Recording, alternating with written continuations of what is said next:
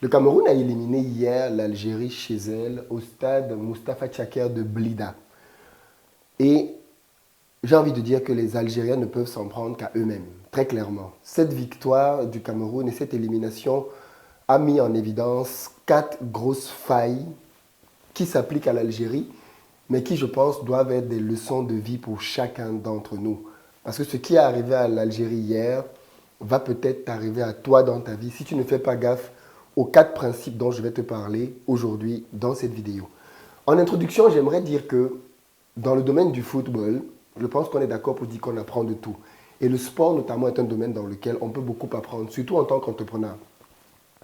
Et en Afrique, dans le domaine du football, il y a ce que l'on appelle les grandes nations du football africaines.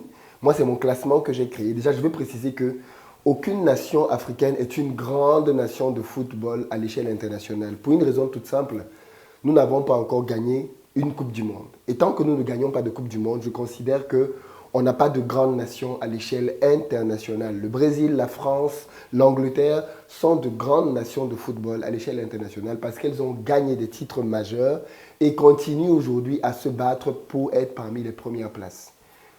En Afrique, par contre, on a un classement qui nous est propre. Et dans ce classement-là, je pense que le Cameroun est clairement la plus grande nation de football africaine. 8 fois Coupe du Monde, 5 fois vainqueur de la CAN, vainqueur des Jeux Olympiques, finaliste de la Coupe des Confédérations, une dizaine de ballons d'or entre Samuel Eto'o, Patrick Mboma. Bref, l'équipe de football du Cameroun est clairement la meilleure équipe de football africaine.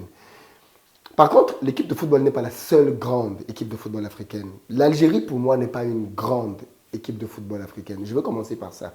Mais ne prenez pas mal ce que je vais dire ici, vous allez comprendre pourquoi. Dans les grandes nations de football africaines, d'après moi, les très grandes, on en a quatre. Le Cameroun, qui est en tête. L'Égypte, vu le nombre de CAN qu'ils ont gagné. Le Nigeria, qui est allé à 6 Coupes du Monde. Et bien évidemment, le Ghana. En dessous de cette liste-là, j'ai un deuxième chapeau d'équipe dans lequel je mets la Côte d'Ivoire. Pour moi, ce sont des grandes nations de football africaines. Ce n'est pas des très grandes pour le moment. Ce sont des grandes, mais qui vont devenir très grandes. Et dans cette liste-là, tu as la Côte d'Ivoire, la Tunisie, le Maroc et bien évidemment, j'estime que l'Algérie se démarque un peu parce que l'Algérie est entre les deux. C'est-à-dire qu'elle est parmi les grandes nations, mais est en voie de devenir une très grande. Donc pour moi, ce n'est pas encore une très grande nation de football. L'Algérie, c'est une grosse équipe en 82 qui a fait plaisir à tout le monde. L'Algérie, c'est l'équipe qui nous a fait rêver en 2014 au Brésil, qui pouvait battre l'Allemagne, futur vainqueur de la compétition. Et bien évidemment, c'est une équipe de football qui a un jeu chatoyant, mais qui, malheureusement, depuis quelques années au moins, traîne avec elle un certain nombre de défauts qui lui font énormément préjudice. Et c'est donc ces défauts-là qui ont conduit hier à la défaite de l'équipe d'Algérie. Le premier défaut que j'ai constaté chez l'équipe algérienne, c'est que c'est une équipe qui n'a pas le triomphe modeste. L'Algérie a gagné la Coupe d'Afrique en 2019. Et suite à cette victoire de l'Algérie à la Coupe d'Afrique, eh ben, j'ai eu l'impression qu'il y a eu comme une prise de tête. C'est-à-dire que les Algériens, quand je parle des Algériens, je ne parle pas des supporters. Je parle ici de l'équipe algérienne et notamment de son sélectionneur qui finalement est le porte-parole de l'équipe vu que c'est lui qui communique un peu plus. Et Djamel Belmadi s'est retrouvé, par exemple, à faire des comparaisons pour le moins surprenantes. J'ai vu une interview dans laquelle Djamel Belmadi compare l'équipe d'Algérie au Brésil, à l'Argentine, à la France, à l'Allemagne, en disant que toutes ces équipes-là étaient des équipes qui avaient eu des records d'invincibilité et que ce qui les caractérisait toutes, c'était qu'elles avaient toutes gagné une Coupe du Monde et que la seule qui était dans ce lot avec les autres, c'était l'Algérie. Donc en gros, l'Algérie, et il a continué en disant personne en Afrique n'avait jamais fait ça, ni le Nigeria, ni le Ghana, ni le Cameroun. Et il a raison. Aucune équipe africaine n'a atteint le record d'invincibilité de l'Algérie. Mais au-delà de ça, ce que moi j'en retiens, c'est que c'est très dangereux quand vous êtes la personne qui vous jetez vous-même des fleurs. Je sais qu'il y a aujourd'hui des formes de développement personnel qui consistent à dire aux gens qu'il faut se valoriser soi-même, il faut s'apprécier soi-même, il faut se complimenter soi-même, il faut se souhaiter soi-même son joyeux anniversaire. Je vois beaucoup de gens faire ça, mais je ne pense pas que ce soit ça, le chemin des winners. Moi, je crois plutôt qu'il faut laisser les gens reconnaître votre valeur. Il faut laisser les gens célébrer vos victoires. Il faut laisser les gens vous surlever. Laissez vos résultats parler pour vous. Ne soyez pas celui qui va dire aux gens, voilà ce que j'ai fait. Parce que quand on commence à être trop conscient de sa réussite, en général, c'est le début de la fin. Parce que l'ego, la prise de tête est très rapidement là. Je suis, je suis, je suis. Laissez les autres vous dire qui vous êtes. Laissez les autres reconnaître par vos résultats qui vous êtes. Et ne soyez pas celui qui mettez à la face des autres ce que vous avez fait. J'aime bien prendre l'exemple de cette chaîne YouTube. Beaucoup de gens aiment bien souvent me dire, mais Philippe, franchement, quand on discute avec toi, on se rend compte que tu n'es pas conscient de l'impact que ta chaîne a. Et je leur dis, oui, tout à fait. Et c'est très bien comme ça. Je n'ai pas envie de commencer à me dire que oui, ma chaîne fait ci, ma chaîne change de vie, ma chaîne fait ça. Je n'ai absolument pas envie de rentrer dans ce délire. Parce que c'est le début de la fin. Quand tu commences à être trop conscient de tes valeurs, de tes réussites, pour moi, tu es déjà sur la pente glissante. Et l'Algérie était dans cette pente-là depuis pas mal de temps déjà, à continuer de se dire, je suis trop beau, je suis trop fort, ainsi de suite. Pour moi, c'était un premier signal d'alerte qui traduisait le fait qu'on s'approchait déjà dangereusement du précipice. Il y a de grandes nations de football africaines qui ont fait de grandes choses, comme le Cameroun, comme le Nigeria. Vous ne les avez jamais entendus parler comme j'ai entendu la sélection algérienne parler, alors qu'elle ne venait que de remporter sa deuxième étoile. On a l'Égypte qui en a remporté 7 et qui n'a jamais parlé comme l'Algérie a parlé après avoir remporté 2 étoiles simplement. Donc pour moi, c'était déjà un premier signe annonciateur. Deuxième élément qui est, à mon avis, aussi synonyme du fait qu'il y avait un problème, c'est le fait que l'Algérie célèbre trop tôt ses victoires. C'est-à-dire que j'ai vu l'Algérie venir en Coupe d'Afrique en disant qu'elle ne voulait pas être comme l'équipe de France. Là encore, c'est Djamel Belmadi qui le dit. En prenant l'équipe de France en disant la France était championne du monde, ils sont allés à l'Euro. C'est vrai, la France était championne du monde, est championne du monde en titre. Elle est allée à l'Euro, elle s'est fait éliminer directement au premier tour. L'Algérie est venue et a eu la même prétention en disant que non, nous l'Algérie, on ne doit pas faire ce que la France a fait. Il faut que nous, on tienne notre statut de favori de la compétition. L'Algérie, bien évidemment, a subi un sort encore plus humiliant que celui de la France. Pourquoi?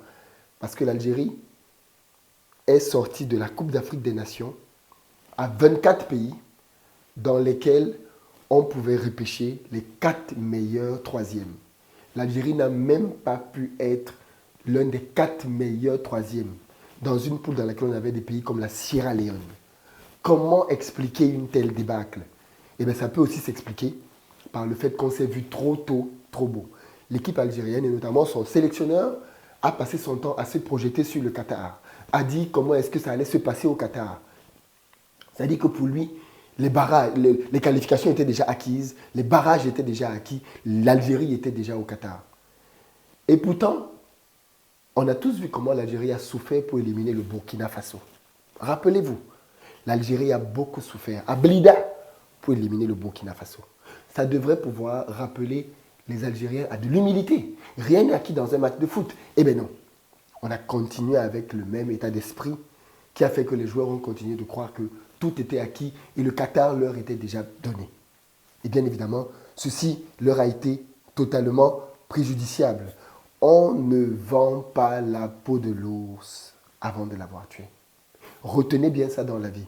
Même quand vous êtes donné ultra favori, même quand vous êtes la personne qui allait, tout annonce que vous allez gagner. Rappelez-vous, Coupe du Monde 90, Argentine, Cameroun. Diego Armando Maradona, meilleur joueur au monde. Il entre au stade, il est en train de faire ses petits passements de jambes, il fait ses jeux avec le ballon. Quelques heures après, l'équipe d'Argentine est défaite par le Cameroun, une inconnue au monde entier. Qui les connaissait à cette époque-là? Et pourtant, ils sont défaits. Donc, les amis, et même l'Algérie en 82, qui va gagner la superbe équipe d'Allemagne de football. L'équipe allemande va faire l'équipe algérienne va faire cet exploit. Qui connaissait l'Algérie avant ça? Pas grand monde. Même si l'équipe algérienne finalement était constituée de très très bons joueurs. Mais fondamentalement, c'est pour dire que le deuxième principe ici, c'est il faut pouvoir ne jamais vendre la peau de l'ours avant de l'avoir tué. Et on peut même le voir au travers du match hier. Quand l'Algérie mène et quand l'Algérie égalise, regardez le relâchement des joueurs. Regardez le relâchement. Tout le monde est convaincu que c'est fini, on a gagné. Oh, on a vu tellement d'histoires dans le foot de remontada. On a vu on a vu combien de remontadas. Le PSG, avec le Real, avec Barcelone. On a vu combien de fois ça dans le foot. Tu croyais que tu avais gagné et boum, tu te fais reprendre. Manchester United en finale de Champions League. On a vu ça combien de fois dans le foot. Mais quand dans ta tête, et c'est là que ces petits détails-là viennent jouer. Ce trop plein de confiance-là vient jouer. C'est de te dire, de toute façon, si j'ai marqué un but, c'est fini. Et en marquant le but, ce n'était pas encore fini. Troisième point, et c'est peut-être le plus grave, et c'est peut-être pour moi celui-là où il faut absolument que l'équipe algérienne travaille très rapidement, c'est que l'équipe algérienne n'a pas l'ADN des champions. L'équipe algérienne, c'est une équipe qui se trouve tout le temps des excuses pour justifier ses échecs. Malheureusement. L'équipe algérienne, et je vous conseille de ne jamais faire ça. S'il y a juste une chose que vous devez éviter à tout prix de faire, c'est faire ce que l'Algérie fait chaque fois qu'ils perdent. Ils se trouvent des excuses. L'équipe algérienne a commencé à dire, pour la Coupe d'Afrique des Nations, qu'il y avait un problème de météo. Il fait trop chaud. Mais je demande, les Algériens, vous pensez que vous êtes sur quel continent? Enfin, je veux dire, vous êtes en Afrique ou pas? En Afrique, il fait chaud. C'est la réalité du continent africain. Ok? Dans l'ultra majorité des pays en Afrique, il fait chaud. On a un grand désert, il fait chaud en Afrique. C'est connu. Ok? Il ne fait pas froid ici. Il fait chaud en Afrique de manière générale, dans la plupart des pays. Il peut y avoir de la pluie, mais les températures, même quand il pleut, dans beaucoup de pays, on est à 25 degrés quand il pleut. Donc oui, il fait chaud. Mais les Algériens ont trouvé le moyen de dire qu'il faisait chaud. C'est comme s'ils venaient de découvrir qu'il fait chaud en Afrique. Les Algériens se sont plaints en disant qu'il y avait trop de relief en Afrique. Tu vas jouer des matchs en Afrique sur à des hauteurs incroyables. Mais le Brésil aussi joue à des hauteurs incroyables en Amérique latine. L'Argentine joue à des hauteurs incroyables. Vous avez déjà entendu Lionel Messi se plaindre de la hauteur du relief. Vous avez déjà entendu Messi, Ronaldo, Bebeto, tous les Brésiliens. Vous les avez déjà entendus se plaindre du relief? Non. Les Algériens se sont plaints du relief. Les Algériens, ça c'était devenu leur dernière grande excuse, ils se sont plaints des pelouses. Ils ont dit qu'au Cameroun, il n'y avait pas de bonne pelouse. Enfin, le stade où ils jouaient n'avait pas de bonne pelouse. Donc c'est parce qu'il n'y avait pas la bonne pelouse que la Côte d'Ivoire a donné 3-1 à l'Algérie. J'étais au stade ce jour-là. La Côte d'Ivoire a dominé le match de bout en bout. On avait l'impression que l'équipe de Côte d'Ivoire jouait contre une équipe junior. Ils les ont massacrés à tous les niveaux sur le terrain. Or, ce match-là a été un match. La Côte d'Ivoire, l'Algérie jouait sa qualification. C'était à cause de la pelouse. Non. Il y avait plus fort que vous en face ce jour-là. Aussi simple que ça. Mais cette manie de toujours trouver des excuses fait que vous ne pouvez pas être dans le mindset des champions. Ça, c'est juste un défaut préjudiciable. La même Coupe d'Afrique, le Sénégal qui a gagné la Coupe d'Afrique. Le Sénégal a logé au Tajidor. Le Tajidor, c'est un complexe magnifique qui est au Cameroun. Le Sénégal logeait là-dedans avec la Guinée. Le sélectionneur de la Guinée nous a dit après coup que le Tajidor était encore en travaux parce que le centre n'était pas complètement terminé. Vous avez entendu les Sénégalais venir se plaindre du fait qu'ils ont dormi dans un centre qui n'était pas terminé pendant la Coupe d'Afrique.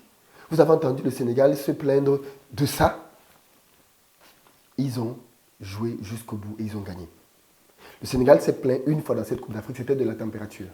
On les a repris en leur disant qu'à Dakar, il ne fait pas froid. Le Sénégal ne s'est plus jamais plaint jusqu'à la fin de la Coupe. Et ils ont gagné la Coupe. Parce que tu ne peux pas, peux pas gagner en ayant un mindset de pleurnicheur. Et dernière tentative en date, et celle-là c'est peut-être la plus difficile, c'est que les Algériens sont revenus encore avec leur histoire de pelouse face au Cameroun en disant que non, ils vont jouer au Cameroun dans une mauvaise pelouse. Eux, tout ce qu'ils demandent, c'est une bonne pelouse parce qu'eux, ce sont des grands joueurs de football. Ils ont besoin d'un billard. Ok, ils sont venus au Cameroun. Ils n'ont pas parlé de la pelouse, qui n'était manifestement pas bonne d'après eux, mais ils ont gagné. Quand l'Algérie a gagné, est-ce que vous avez entendu l'équipe Cameroun? Je vous rappelle qu'avant ce match, le Cameroun n'avait pas perdu depuis plus de 20 ans un match au Cameroun. Donc l'équipe d'Algérie venait de juste un record d'invincibilité juste énorme. Vous avez entendu les Camerounais se plaindre de l'arbitrage, se plaindre de la pelouse, se plaindre du soleil, se plaindre de quoi que ce soit. Non. Les Camerounais ont juste dit, ok, on va aller au match retour et on va donner de notre mieux. On va faire de notre possible pour battre l'Algérie chez elle. C'est tout ce que les joueurs camerounais ont dit. Il n'y a pas eu d'excuse. Hier, on est venu à Blida. Mustapha Tchaker, l'Algérie n'a jamais perdu dans ce stade. Jamais, jamais. Toutes les conditions étaient bonnes. Il y avait de la lumière au stade, il y avait une bonne température météo, il y avait un billard au stade, pelouse nickel, il y avait tous les supporters qui étaient pour l'Algérie, il n'y avait pas de jauge au stade, tout le stade était plein. Tout était donc réuni pour que l'Algérie gagne. Au final, l'Algérie perd. Vous savez maintenant quelle est l'excuse? L'arbitre. Non, l'arbitre a vendu le match. Apparemment, maintenant, l'équipe camerounaise a payé la... Vous voyez, ça dit, on trouve toujours un prétexte. Mais j'ai revu les images du match. Les 2 buts que l'Algérie a marqués, c'était 2 faux buts. Un but était hors jeu, c'était évident. L'autre but, c'était une main, c'était évident. Le VAR, c'était je crois des Allemands qui étaient dans le bus du VAR. Ce n'est pas des Camerounais. L'arbitre, il n'est pas camerounais. C'est l'un des meilleurs arbitres africains qui a arbitré ce match hier. Ce mec est impartial. Il a même accordé un but à l'Algérie avant que le VAR vienne lui dire non, il y a eu une main. Donc, j'ai aussi envie de poser la question maintenant donc aux Algériens. Quand l'Algérie a gagné en 2019, les arbitres n'étaient pas contre l'Algérie. Il n'y avait plus de problème. Les arbitres, tous les arbitres étaient pour l'Algérie quand l'Algérie a gagné, c'est ça? Donc maintenant que l'Algérie perd, les mêmes arbitres qui hier ont arbitré, l'Algérie a gagné, subitement, tout à coup, soudain, ils sont devenus contre l'Algérie. Vous savez, dans la vie, il y a 2 catégories de personnes. 2, c'est tout. Il y a des gens qui ont des résultats et des gens qui se trouvent des excuses. C'est tout. Soit vous faites partie des gens qui avaient des résultats dans la vie et vous allez avoir des résultats toute votre vie, soit vous allez faire partie des camps qui vous trouvent des excuses et vous n'allez pas faire grand-chose de votre vie. C'est ainsi qu'est divisé le monde. Et choisissez votre camp. Je vais faire partie des gens qui ont des résultats ou alors je vais faire partie des gens qui se trouvent des excuses. C'est tout. Il n'y a pas 36 000 autres solutions. Et bien évidemment, vous savez que moi, je fais partie des gens qui disent qu'il faut toujours se trouver responsable. L'Algérie a perdu hier et c'est sa faute à 100%. Je vous rappelle que l'équipe du Cameroun était grandement diminuée. 4 joueurs de champ titulaires n'étaient pas au stade hier. 4 joueurs. 4. Ça veut dire que c'est quasiment la moitié de l'équipe. Et pas 4 n'importe lesquels. Parmi les meilleurs joueurs. Zambo Anguissa n'était pas au stade. C'est notre meilleur milieu. Comment je l'appelle? Mouminga Malo n'était pas là. C'était notre feu follet à droite. Et quand je vois comment est-ce qu'à chaque fois que le ballon allait sur le flanc droit, l'Algérie était menacée. Si Ngamalo était là hier, ça allait être des boulevards de centre. Des boulevards de centre. Il n'était pas là. On a eu Vincent Aboubakar qui s'est blessé à la première mi-temps du premier match. Donc du coup, il n'a plus joué. Hier, il est entré, c'était pour les pénaltys. Il n'a plus joué du tout. Choupo-Moting a joué hier moitié du match et ensuite il s'est blessé. Donc 4 de nos titulaires n'étaient pas là. Et c'est cette équipe-là, grandement diminuée, qui vient créer l'exploit en Algérie. Ce qui nous pousse au 4e point. Contrairement aux Camerounais, les Algériens n'ont pas le mental. Hier, l'Algérie a joué avec la peur au ventre. Ça se sentait qu'ils avaient peur. Surtout quand ils ont encaissé le but. Ils ont eu peur tout le match d'encaisser un deuxième but. Parce que si le Cameroun marquait un deuxième but, il fallait à l'Algérie 3 buts pour gagner. 3 buts. Donc, quand le Cameroun a marqué le but, les Algériens ont pris peur. Et ils ont commencé à jouer avec la peur au ventre. Et ça se sentait. Ils étaient divisés entre j'attaque ou je recule. De temps en temps, ils ont eu des opportunités.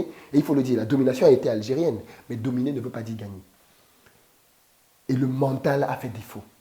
Il y a eu un joueur algérien qui avait le mental, c'était Slimani. Il a eu le mental jusqu'au bout. Si toute l'équipe algérienne avait le mental de Slimani, hier, l'Algérie était au Qatar. Mais il était le seul, avec toute une équipe derrière, qui n'a pas suivi. Ils n'ont pas suivi parce que mentalement, il n'était pas fort. Personne pour ressouder les gars. Personne pour dire, les gars, on a pris un but, c'est pas grave. La balle est remise au centre. Maintenant, le vrai match commence. Le vrai business commence maintenant. Il n'y a eu personne pour leur dire que maintenant, le vrai match commence. Et donc, la suite, on la connaît. Mais regardez la nervosité algérienne. Ils viennent de marquer le deuxième but. Slimani simule. Les gars commencent à simuler comme s'il était blessé. Il tombe dans la surface du gardien. OK? Après le but, parce qu'il veut que l'on arrête le temps. Ensuite, il vient maintenant, il se relève. Il vient tomber au niveau du centre, là où les Camerounais doivent refaire jouer, doivent mettre la balle au centre pour jouer la dernière action. Il vient se mettre encore là. C'est-à-dire qu'il a pu se lever des goals pour revenir devant le rond central tombé. On fait la remise en jeu, les joueurs algériens commencent à provoquer les joueurs camerounais, ils veulent aller à la bagarre. Le sang chaud, ils veulent aller à la bagarre. Mais mec, vous êtes qualifiés. Pourquoi vous voulez bagarrer? Quel est l'intérêt là? Vous voulez bagarrer pourquoi? C'est quoi l'intérêt? Les gars, ils n'ont pas le mental. Dernière action. Le coup franc est donné. Regardez bien les joueurs. Il y a 7 joueurs algériens dans la surface. 7 joueurs sans compter le gardien. 6 Camerounais. 7 joueurs algériens. Mais regardez les marquages. Les joueurs algériens sont fébriles. Ils reculent.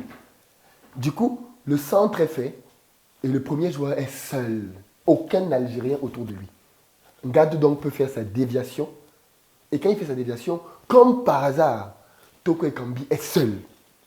Comment on fait ce genre de choses? Mentalement, les gars n'étaient plus là. Les gars n'étaient plus là. Peut-être qu'ils étaient déjà au Qatar. Et Toko Ekambi les a ramenés à Blida. Il leur a dit, c'est ici votre place. Le Qatar, c'est pour nous. Donc moi, je pense que ces 4 éléments-là, pour quiconque veut réussir dans la vie, appliquez ces 4 principes.